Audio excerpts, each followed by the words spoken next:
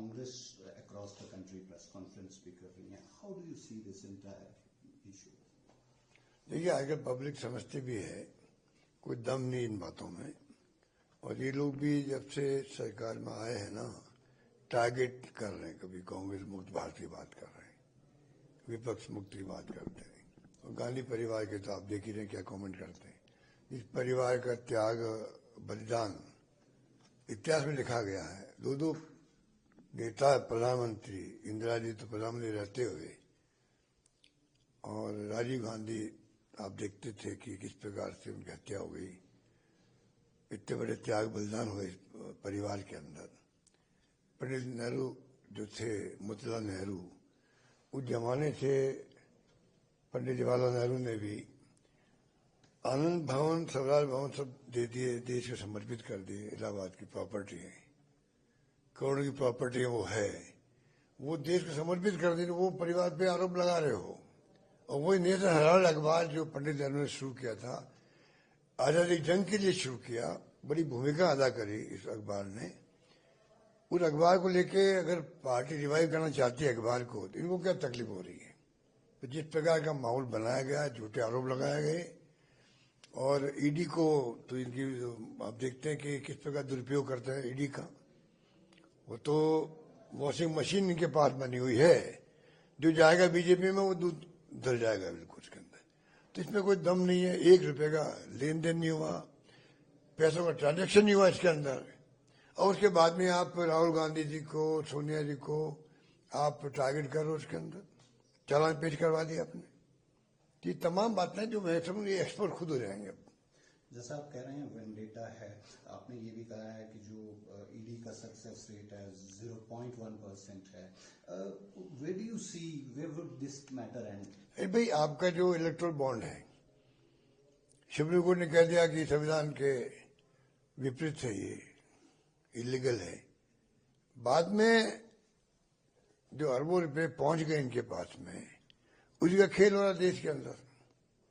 जिस प्रकार से डरा के, धमका करके, ईडी का, इनकम टैक्स का दुरुपयोग करके आपने बॉन्ड ले लिए उनसे, दुनिया जानती है इस बात को. तो सबको मालूम है कि ये टारगेट करके कर रहे हैं.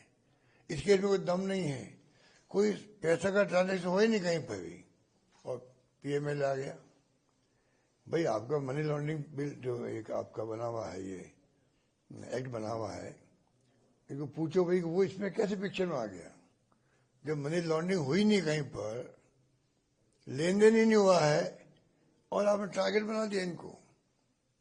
तो मैं समझता हूँ खुद एक्सपोज हो जाएंगे. आप कह रहे हैं कोर्ट में नहीं चल पाएगा, कोर्ट में भी नहीं चल पाएगा, और पब्लिक की निगाह में नहीं चल पाएगा, नहीं चल पा रहा है. साथ में बीजेपी के एमपी हैं बांसुरी स्वराज, वो एक बैग लेकर आती हैं नेशनल हेराल्ड की लूट. अब ऐसी पॉपुलरिटी के लिए कई लोग कुछ भी कर सकते हैं, इनका हम लोग क्या कमेंट करेंगे ऊपर. सर, शत्रुघ्न सिन्हा कह रहे हैं सेंटर में राष्ट्रपति शासन लगना चाहिए, और उसी तरह से अब देखिए, देश के अंदर मैंने कहा ये मुल्क किस दिशा में जा रहा है कोई नहीं जानता, किस दिशा में जाएगा पता ही नहीं है.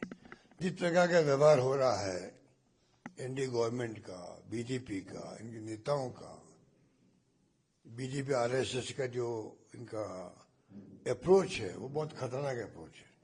पूरे देश को डिवाइड कर दिया आपने धर्म के नाम पर. तो धर्म के नाम पर, जाति के नाम पर अगर ये हालात राजनीति चलेगी तो देश मजबूत कैसे होगा. एक तरफ तो इंदिरा गांधी ने देश की एकता के लिए, अखंडता के लिए जान दे दी, चाहे इंदिरा जी थी, चाहे वो आपके सरदार बहन सिंह जी थे. मतलब क्या क्या त्याग बलिदान नहीं हुए, पर नेस्तनाबूद कर दिया आपके पंजाब में आतंकवाद को भी. अब इनके खिलाफ में आप, परिवार के खिलाफ में आप पीछे पड़े हुए हो. तो मैं समझता हूँ कि जनता सब समझती है और एक्सपोज हो जाएंगे. आखिर में सर, राहुल गांधी जी की इलेक्शन कमीशन की जो स्टेटमेंट है, बीजेपी कह रही है कि वो फॉरेन लैंड पे जाकर कंट्री को बदनाम करने की प्रयास करते हैं. आजकल तो सोशल मीडिया और ये मीडिया क्रांतिकारी हो चुकी है. एआई आ चुका है, एआई आ चुका है. अब क्या कोई पॉइंट कहीं बोलो वाले दुनिया भर में जा सकता है, सुन सकता है व्यक्ति. तो इसलिए ये तो वो बात कोई रही नहीं, बात की आप देश विदेश की बात करते हैं. मोदी भी गए दुनिया के मुल्कों में, तो वो भी क्या बोल रहे हैं अपन जानते सब बातों को. इन बातों का कोई महत्व नहीं, बात रिपीट की जा रही बार बार। US vice president India visit कर रहे हैं sir, how would you respond see his visit, अभी तो स्पेशली जो टैरिफ जो इम्पोज किया है, what do you expect from India और प्राइम मिनिस्टर? अब देखिए, तो मैं समझता हूँ कि एमईए को चाहिए वो अपनी बात करें, इन बातों में नहीं इस पर कॉमेंट करना चाहता।